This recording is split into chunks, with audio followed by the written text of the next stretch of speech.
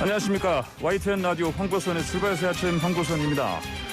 오늘 5월 21일 부부의 날입니다. 법정 기념일입니다. 왜 5월 21일이냐? 5월은 물론 가정의 달이라서 그렇고요. 숫자 2는 둘, 1은 하나. 둘이 하나 되는 날이라서 21일 이렇게 잡았답니다. 자, 남편분들, 아내분들 서로 화목하고 사랑하시기 바랍니다. 자, 오늘 이렇게 부부의 날인데 문재인 대통령은 김정숙 여사 동반하지 않고 홀로 미국 방문 중입니다. 임기 종반에 문재인 대통령과 임기 초반에 바이든 대통령, 이번 첫 대면 정상회담으로 여러 성과를 내야 하는 상황입니다. 주요 의제가 코로나 백신, 반도체, 배터리 파트너십입니다. 한국의 경제사절단이 함께 갔죠. 미국 현재 40조 원 규모, 대규모 투자설도 들립니다. 국내 정치권은 26일에 열리는 김호수 검찰총장 청문회 앞두고 격돌하고 있습니다. 여당 더불어민주당은 부동산 규제 완화 대책 마련하는데 진통을 겪고 있고요. 이 주요 이슈들은 설훈 의원, 조혜진 의원 두 여야 의원의 토론으로 잠시 뒤에 갈무리해 보고요. 이어서 한미 관계 전문가와 분석도 해보겠습니다. 한강 대학생 사망 사건 관련해서 새 목격자들 나타나고 있지만 실체는 여전히 오리무중입니다. 3부에서 참사 사건 전문가들과 함께 정리해보겠습니다. 2021년 5월 21일 금요일 YTN 라디오 황보선의 출발새 아침 시작합니다. 네, 한국 정치를 풀어내는 토론사이다. 여의도 중계석 시간입니다. 여의도의 정치 상황을 다선의 관록으로 명쾌하게 풀어주실 두 분 함께합니다. 먼저 더불어민주당의 설훈 의원, 안녕하십니까? 예, 반갑습니다. 민주당의 설훈입니다. 네, 반갑습니다. 자, 이번에 국민의힘 조혜진 의원님, 안녕하십니까? 예, 안녕하십니까. 조혜진입니다. 좋은 아침입니다. 좋은 아침입니다. 자, 두 분 전화 토론으로는 처음 하시는 것이시죠? 오늘? 예, 그런 것 같으네요. 예. 예. 반갑습니다, 조 의원. 예, 반갑습니다. 서른 의원님. 네. 예.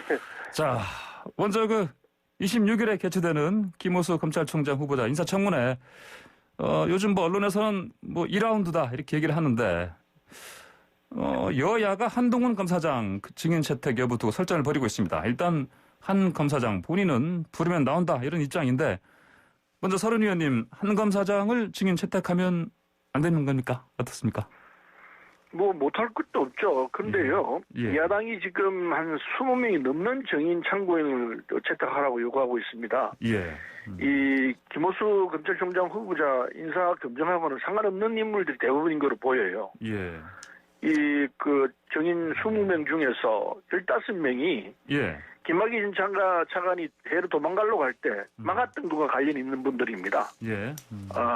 그분들을 상대로 해서 왜 막았냐 이걸 좀 물으려고 그러는 것 같은데, 참 이게 적반하장도 유분수라고 생각이 드는데요. 제가 뭐 때문에 인사 검증 안 하는지 상당히 의심스럽습니다. 이 여당을 코너라 물어봐가지고 이제 국민들한테 그냥 여당이 이렇게 잘못하고 있습니다 이거 보여주려고 그러는 것 같은데, 제가 볼 때는 이렇게 하는 거는 오히려 지난번 보궐선거에서 대승한 거에 대한 일종의 오만이 깔려 있는 거 아닌가 하는 생각이 들었어요. 좀 합리적으로 했으면 좋겠습니다. 예. 자, 한동훈 검사장 네. 부분은요. 네. 좀 못할 거 없다고 생각합니다. 불러가지고 차근차근 따진다면 될 수 있다고 생각하는데, 네. 제가 법사위원이 아니어가지고 예. 이게 이제 여야 간에 협상을 해야 되는 사안이라서 어떻게 될지 두고 봐야 할 문제라고 봅니다. 네, 알겠습니다. 자, 조혜진 의원님 의견 주십시오. 예, 서른 의원님께서 여당의 이제 중진 지도자급 의원님이시니까, 우리 법사위 여당 우리 위원장님이나 간사님께 그 말씀을 해주셔서, 일부라도 좀 받아들여 주셨으면 좋겠습니다. 지금은 24분 신청했는데 한 번도 안 받아주는 상황이어서, 이거는 예. 적게 받아주고 많이 받아주고 문제가 아니라 아예 안 받아주는 정인 채택 청구인이 없는 청문회를 하려고 하는 데에서 문제가 있고, 예를 들면 국민들께서 이게 무슨 청문회냐라고 말씀하실 상황, 그러니까 청문회가 완전히 무력화되는 상황이어서 그렇게 되는 거는 이 정부 여당에게 절대 도움이 안 되는 것 같고, 이번 4.7 재보선 때도 그런 민심도 반영됐기 때문에 그런 말씀을 좀 해주셨으면 좋겠고, 사실 김호수 검찰총장 후보자는 김학의 불법 출국 금지 건에 연루가 돼가지고 수원지검에 있는 자기 후배 검사들로부터 피의자로 조사를 받고 있는 상황입니다. 그런 분을 임명한 그 대통령의 그 임명 자체가 문제가 있고, 만약에 꼭 필요하다고 생각한다면 그런 문제가 다 소명되고 난 뒤에 무혐의 처리된다든가 불기소 처분된다든가 그 뒤에 했다면 모르겠는데, 수사받고 있는 분을 검찰총장으로 임명하면 그 수사가 제대로 안 될 거는 뻔한 건데, 그 상식이 안 맞는 인사를 하신 게 문제가 있고, 한동훈 검사장 같은 경우에는 김호수 후보자가 법무차관으로 있을 때 조국 그 일가 수사에 검찰총장 당시 이 윤석열 총장을 수사에서 배제하자라고 하는 안을 내가지고 추진했던 문제 때문에 한 검사장을 불러서 증언을 듣고자 하는 건데, 작년 국정감사 때도 신청을 했었고 한 검사장은 나오려고 했는데 여당이 반대해서 못 나왔죠. 이번에도 또 반대하고 있어가지고 인문적으로 보니까 문제가 있는 건 아닌가 하는 의혹을 더 짙게 만들어주는 상황인 것 같습니다. 예. 예, 그런데요. 지금 우리 예. 존경하시는 이 조혜진 의원께서 말씀하신 부분 중에 좀 반박을 해야 될 부분이 있는데, 이게 이제 김학의 전 차관 불법 출국 사건이라고 그러는데, 이거는 이 김학의 전 차관이 검찰 과거사위원회에서 검찰이 그동안에 소위 말해서 제19 감사기로 묻어버리는 사건이 이게 성폭력 의혹 사건이죠. 이걸 재조사를 했습니다. 그래서 2019년 3월 22일 재조사를 하니까 인천공항에서 새벽에 도망하려고 야반 도주를 하려고 했습니다. 그냥 그거를 어떤 검사가 이걸 긴급 조치를 해가지고 잡아냈는데, 그러고 이제 김학의는 재판에 실형 선고를 받았습니다. 그런데 이게 윤석열 전 총장을 비롯해서 검찰은 이 사건의 본질이 김학의 전 차관이나 검찰이 과거 무혐의 사건에 대해서 여기에 대해서는 아무런 반성이나 사과도 없었습니다.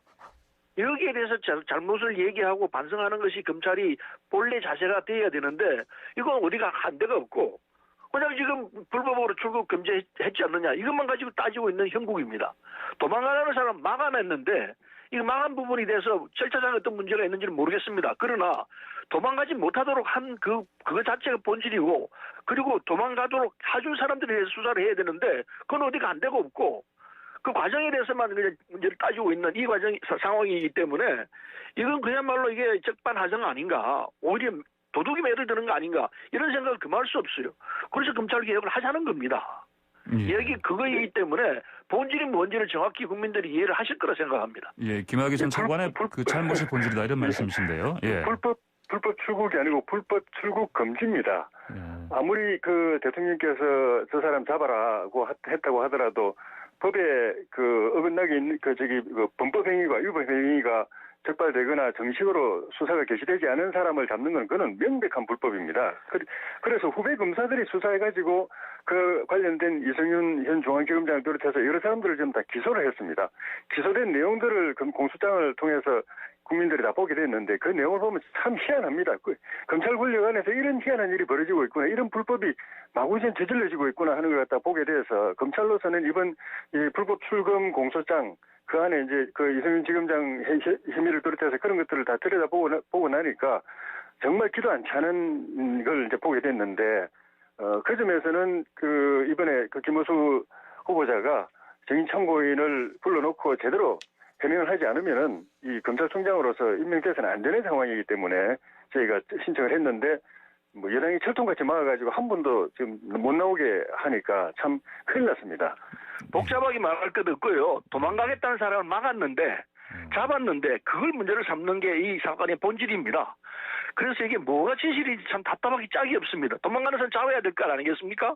절차상의 문제가 어떤지는 정확히 잘 모르겠습니다. 분명한 사실은 김학이라는 사람이 이 불법을 저질렀고, 그거를 검찰이 그냥 무혐의로 처리를 했고, 그걸 다시 조사를 해보니까 이게 김학이가 안 되겠고 도망가야 되겠고, 도망간 걸 막았습니다. 그리고 김학의는 잡혀가지고 실형을 선고 받았습니다. 이게 내용인데, 도망간 걸 잡아야지 그럼 도망가도록 놔줘야 됩니까? 예.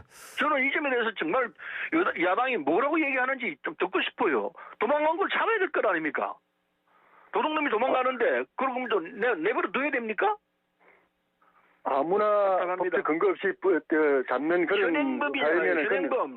아니 새벽에 공항을 변장하고 도망가는데 그걸 놔줘야 된다는 말입니까? 예? 저는 김학의 전 법무차관을 비호하고 싶은 생각은 전혀 없습니다. 그렇지만은 예. 대통령이 저 사람 잡으라고 한다고 해서 법적 근거도 없이 마구잡이로 잡는 세상은 그건 법제주의 국가가 아닙니다. 현행범을 잡았는데 현행범을 도망가는 현행범을 잡았는데 그걸 문제로 삼으면은 어떻게 그럼 일일이 다 범죄자를 잡습니까? 예, 도망간 게 현행범이 그 정도로 아니고 하죠. 그때 네. 이제 김학의 전 차관이 출국 마그 관련해서 이만큼 하시고요. 네. 지금 이제 증인 채택 요구 야당에서는 20명, 21명 하셨는데 또 플러스 참고인 3명도 하시는 요청을 했는데 보니까 당국대 서민 교수, 또 권경의 변호사 이렇게 끼어 있는데 야당에서는 왜 이분들 요구하신 건지 좀 궁금합니다. 네, 조국 수사 관련해가지고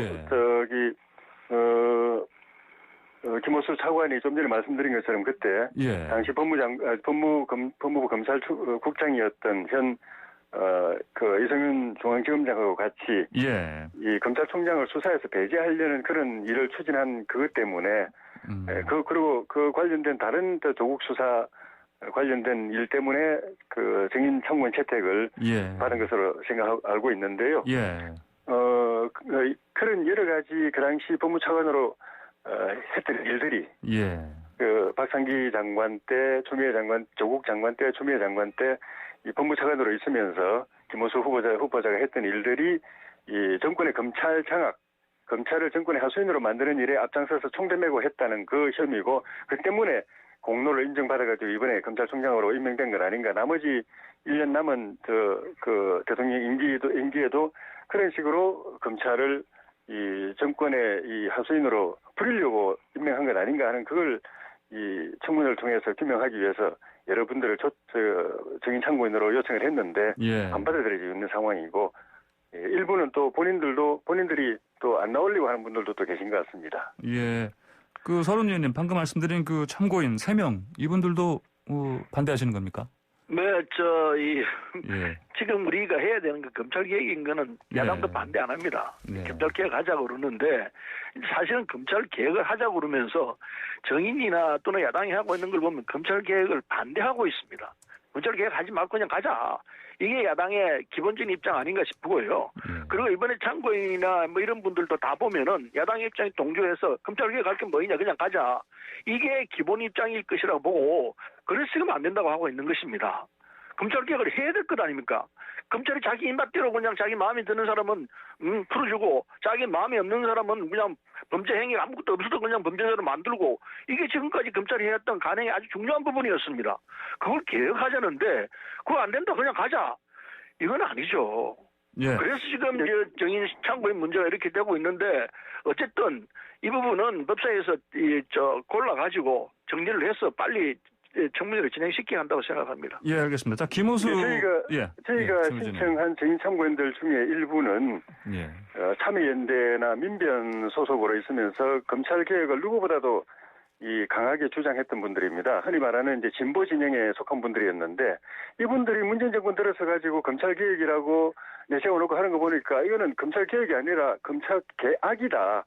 과거 정권보다도 더 심하게 권력이 검찰을 장악해가지고 검찰을 권력의 하수인으로 사냥개로 부리려고 하는 거다라고 딱 보고서는 그다음부터는 완전히 이 문재인 정권의 검찰 개혁이라고 이렇게 해놓고 검찰 장악하는데 반대편에 서서 지금 싸우고 있는 분들입니다. 진보 진영에 속한 분들이고 민변 소속이고 또 참여연대 소속인데 이분들이 이렇게 할 정도면은 저희 정부가 또 정권이 검찰 개혁이라고 하고 검찰 장악하고 있는 일이 얼마나 참 심각한 일인가 하는 걸 이분들이 이제 몸으로 보여주고 있는 상황입니다.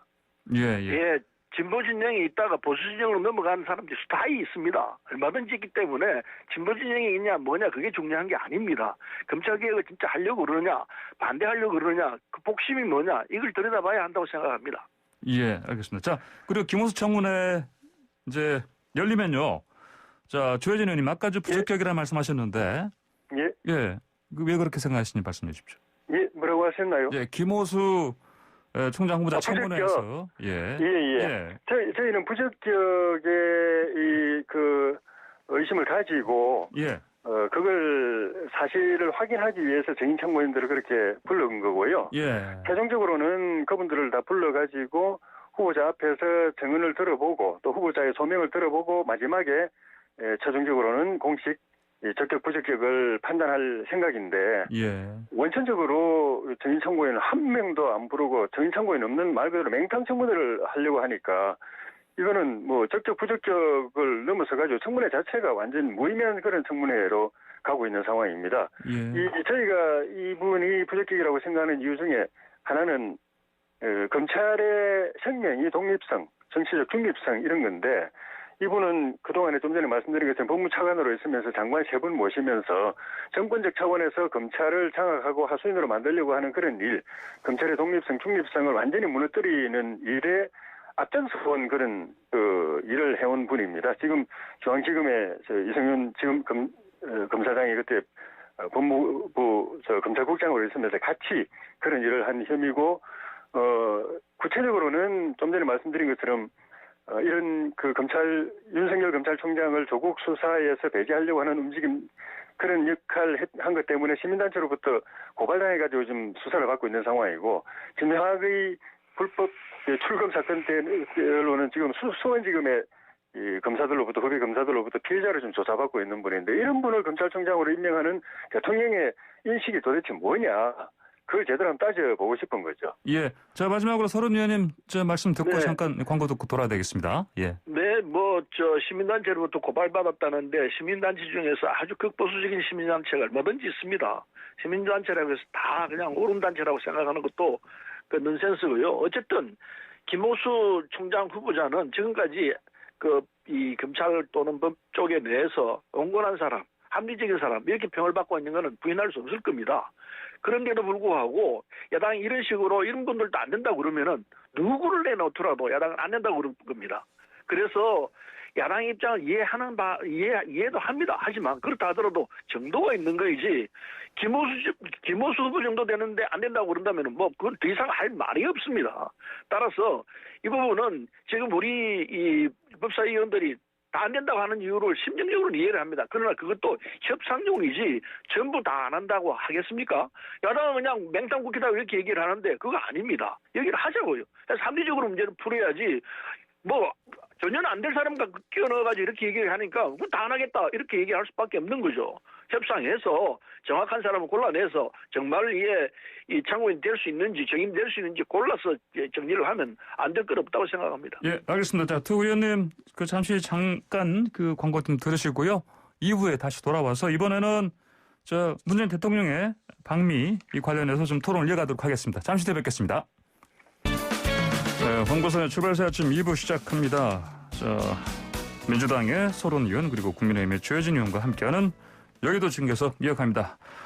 자, 이번에는 문재인 대통령 지금 방미 중이신데 내일 새벽에 우리 시각으로 한미 정상회담 열리고요.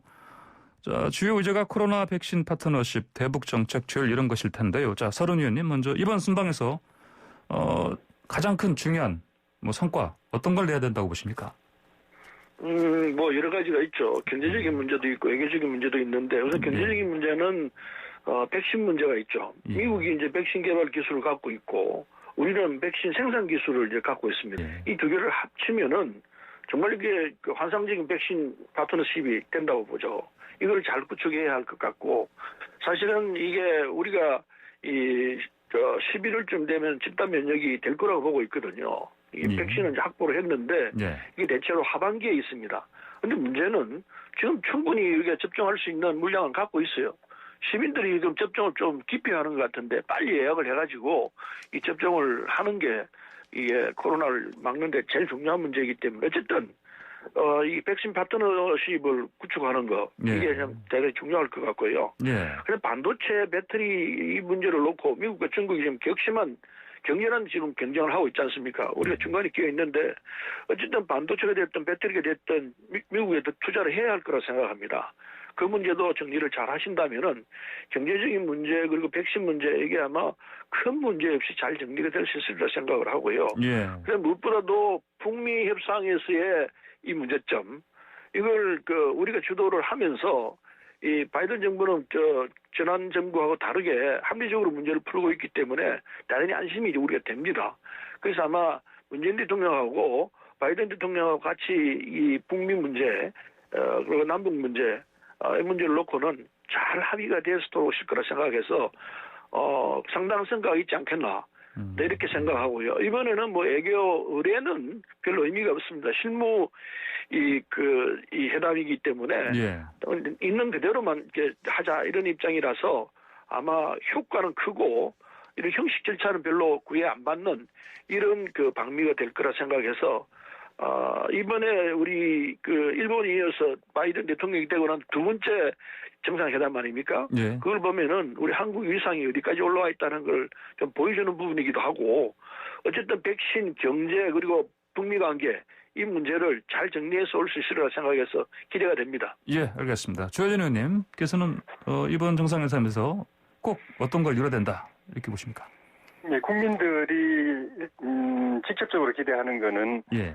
미국의 남은 백신을 미국 가까이에 있는 뭐 북미나 중남미 국가 또는 쿼드 참여 국가보다도 예. 우리가 지금 뒷순위로 한참 뒤에 처져 있는데 좀 땡겨가지고 한두 달 안에라도 남아있는 예. 미국의 여분의 백신을 빨리 우리가 받아가지고 11월로 대통령이 약속한 그 면역 완성을 지킬 수 있도록 예. 됐으면 좋겠다는 거 하고 예. 우리 삼성이나 SK 같은 기업들이 미국 기업들하고 협약을 맺어가지고 인천 송도에 있는 삼성 공장 또 안동에 있는 SK 공장에서 백신을 대규모로 개발하는 그 협약 추진 중인데 예. 그게 제대로 되도록 양국 정상이 도와줘서 그게 잘 되면은 국내에서 백신을 생산해서 미국에 납품도 하지만은 일부는 우리가 자체적으로서도 쓸 수 있도록 그래서 지금 백신 접종에도 박차를 가하고 예. 이후에 또 유사한 바이러스 질병이 발생했을 때 이번처럼 이렇게 국민들이 고통을 겪지 않고 빨리 대처할 수 있도록 체제를 만들어주는 거 국민들이 당장 기대하는 거 그거 같고 장기적으로는 지난 4년 동안에 무너진 우리 한미 동맹 이걸 다시 복구하는 일 또 이어서 한미일 자유주의 또 시장경제 이 협력 체제를 강화시키는 일 이런 게 앞으로 국익에 밑바탕을 까는 거기 때문에 이번에 두 정상 간에 그 부분에서 신뢰 회복이 빨리 좀 됐으면 좋겠다 하는 그런 기대를 합니다. 예, 알겠습니다. 야, 이제 조혜진님 말씀 좀 잘못하신 것 같은데 예, 한미 동맹이 무너진 게 아니고 한미 동맹이 지금 강화되고 있는 과정이죠. 예. 지난번 트럼프 정부하고 우리 정부하고도 큰 차이는 없을 거예요. 바이든 정부하고도 뭐 더 좋은 관계가 될 수 있으리라 생각해서 한미 동맹 관계는 걱정할 여유가 전혀 없고 과거에도 나쁘지 않았다는 건 우리 다 아는 사실이죠. 예. 예, 자 그러면요 이제 백신 얘기 나왔으니까 뭐 이전에도 언론에 많이 나왔습니다만 반도체 협력 때문에 뭐 의미 있는 역할을 할 수 있다면 이재용 삼성전자 부회장 사면해야 한다 뭐 이런 발언 뭐 경제계뿐 아니라 하신 정치권에서 나오고 있고요. 또 보니까 주한미국 상공회에서도 사면 촉구 서면 보냈다고 하는데 조혜진 의원님 어떻게 예. 이재용 삼성전자 부회장 사면 해야 된다고 보십니까? 예, 백신 부분도 좀 전에 말씀드린 것처럼 예. 삼성하고 미국하고 협약이 빨리 체결되고 송도 공장에서 대량 생산해서 그 일부를 우리가 쓰도록 하는 것이 굉장히 국민 방역 보건에 있어서 중요하고 예. 그리고 반도체 부분도 우리하고 미국은 사실은 이 반도체 패권을 가지고 경쟁하는 미국하고 중국도 경쟁하지만 우리하고 미국하고도 경쟁 부분이 있습니다. 그러면서 또 협력해야 되는 것이 우리하고 미국 관계인데 예. 삼성은 메모리 부분에서 전 세계 1위고 비메모리 부분에서도 1위를 우리가 탈환하려고 예. 향후 뭐 수백조 투자 계획을 가지고 있는데 백신 방역 부분이라든지 반도체 배터리 등등 국민 보건과 앞으로 국민 경제 이런 부분에 핵심적인 기여를 해야 될 분이 감옥에 있다는 것은 국익 측면에서도 문제가 있다 하는 생각이 들어서 정부가 국가적 차원에서 국익적 차원에서 국민의 이 방역 보건 또 민생 경제에 도움이 되는 부분이 있다고 한다면 전향적인 조치를 좀 고민할 필요가 있다 하는 것이 제 생각입니다. 예, 알겠습니다. 그럼 서른 의원님, 뭐 이광재 의원도 보니까 뭐 이재용 부회장 사면 얘기하는 것 같고요. 네, 어떻습니까? 예. 이정부 위원장이 예. 나와가지고 백신이나 반도체 부분에서 역할을 할 부분이 있을 거라는 건 틀리지 않는 말이라 봅니다. 예. 그리고 지난번에 경제 엄청난 돈을 사회에 내놓겠다고 했고 또 그 미술품들 많은 부분을 내놓겠다 했기 때문에 그런 부분은 국민 정서에 조금 와닿는 부분이 있는 건 틀림없죠. 예. 그래서 사면 필요하다 주장하지만은 또 반대로 그래도 하면 안 된다는 부분들도 있습니다. 예. 여론을 잘 봐야 될 것 같고요. 예. 근데 중요한 부분은 이 부회장이 삼성 바이오로직스 분식 계획의 문제로 이것도 또 재판을 받고 있습니다. 그래서 이 재판이 끝나야 이게 사면을 하는 게 사면 문제를 논의하는 게 합리적이지 지금 시점에서 뭐 사면하자 말자 그래버리면은 또 재판 받고 또 사면하자는 얘기가 나올 수 있습니다. 그래서 지금은 사면 논의하는 것이 예. 적절치 않다. 예. 정리가 다 되고 난데 재판이 확정되고 난 뒤에 그때 사면 논의를 하는 것이 맞지. 지금 또 사면 논의하는 거는 제가 볼 때는 상황이 안 맞다 이렇게 말씀드릴 수 있을 것 같고요. 예. 기본적으로 사면은 대통령께서 하자는 부분과 하지 말자는 부분이 지금 겹쳐 있기 때문에 이걸 잘 판단해서 할 문제로 생각합니다. 예, 알겠습니다. 자, 다음으로요. 지금 여당 새 지도부에서 부동산 규제 완화 추진하다가 지금 뭐 혼선을 겪고 있는 것 같습니다. 보니까 뭐 재산세 감면 상한선은 그래도 공시지가 기준 한 현행 6억 원에서 9억 원으로 조정하는 거 이 방향 잡힌 것 같은데요. 맞습니까, 서른 의원님? 예, 그건 이제 의총에서 최종 결정을 하도록 돼 있는데요. 예. 우리 부동산 특위에서는 1가구 1주택자 재산세 감면 기준을 예. 현재 6억 원 이하에서 9억 원 이하로 상향하자 이렇게 이제 의견이 나왔는데 예. 서울 아파트 가격이 굉장히 올랐지 않습니까? 예. 이게 이제 11억을 넘었었는데 9억을 하게 되면 시가를 한 13억 정도 될 거라고 봅니다. 예. 그래서 1가구 1주택 실수요자에 대한 세금 부담이 너무 크다. 그래서 이 재산세 감면 기준을 조금 6억에서 9억으로 올리면은 이건 시민들에 대한 조세 저항도 없어질 거이고 합리적인 조건이 아니겠느냐 이렇게 잠정 결정을 내렸습니다. 예. 의총에서 결정을 봐야 되기 때문에 네네. 아마 9억 원 이하로 재산세는 그렇게 되겠지만은 지금 이게 우리가 부동산 정책이 오락가락하는 거 아닙니다. 결정을 하는 과정에 있기 때문에 과정에서 예. 뭐 이런저런 의견이 다 나오죠. 종부세 문제는요. 이건 그냥 갑니다. 그냥 가기 때문에 예. 이 사실은 대상자가 뭐 3.7%밖에 안 돼요. 국민 예. 96%는 종부세하고 아무 상관없습니다. 예. 또 이 시세 13억짜리 아파트를 보유하고 있는 1주택자가 내야 하는 세금은요. 종부세 세금은 4만 원밖에 안 됩니다. 그런 수준이기 때문에 예. 종부세 문제 가지고 물론 재산이 많은 부분은 종부세 많이 내야 할 겁니다. 그런데 예. 그거하고 일반 서민들이 보통 국민들이 갖고 있는 거하고는 전혀 다르니까 절대 다수 국민들은 종부세하고 상관없다는 사실 예. 이걸 좀 알아야 할 것 같고요. 양도세 중과 이거 절대로 변함이 없습니다. 예. 만일에 양도세 문제를 우리 양보를 하게 되면은 정부 정책이랑 아무것도 아니고만 버티면 되구먼 예. 이런 신호를 줄 우려가 있기 때문에 양도세는 예. 전혀 변화 없이 그냥 갑니다. 알겠습니다. 예. 자, 마지막으로 조혜전 의원님, 말씀 듣고 좀 마무리 할 것 같은데 보니까요. 여당의 지금 이 부동산 규제 완화 방향 어떻게 좀 평가하십니까? 이번 4.7 재보선에서 정부가 특히 이제 부동산 정책이 국민들로부터 엄청 심판을 받은 핵심이 예. 이건 정책이라고 말할 수 없는 거의 폭력이나 마찬가지다라는 거였습니다. 부동산을 가지고 있지 말고 팔라고 그래놓고 그래서 이제 보유세를 강화시켜놓고 팔려고 하면은 양도소득세 또 살려고 하면 취득세 다 올려가지고 가지고 있지도 못하게 하고 그렇다고 팔지도 못하게 하고 그렇다고 또 사지도 못하게 하고 이거는 정책이 아니라 폭력이고 이거는 괴롭힘이다. 그래놓고는 또 세금 뜯어간다. 여기에 분노가 폭발했던 거거든요. 그래서 그런 정책 아닌 정책들, 국민들 괴롭히는 정책, 세금 뜯어가는 정책 이 전체를 근본적으로 뜯어 고쳐야 민심의 분노가 조금 풀릴 것 같은데.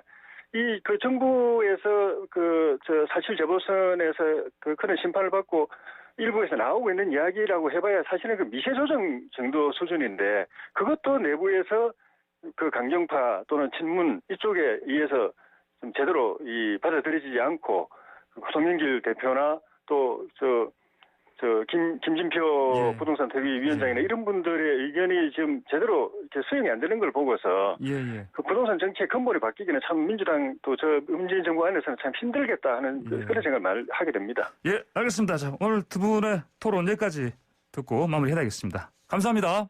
고맙습니다. 네, 지금까지 서른 더불어민주당 의원 조혜진 국민의힘 의원과 함께했습니다. 네, 황보선의 출발사 지금 2분 맞추고 잠시 뒤 3부로 돌아오겠습니다.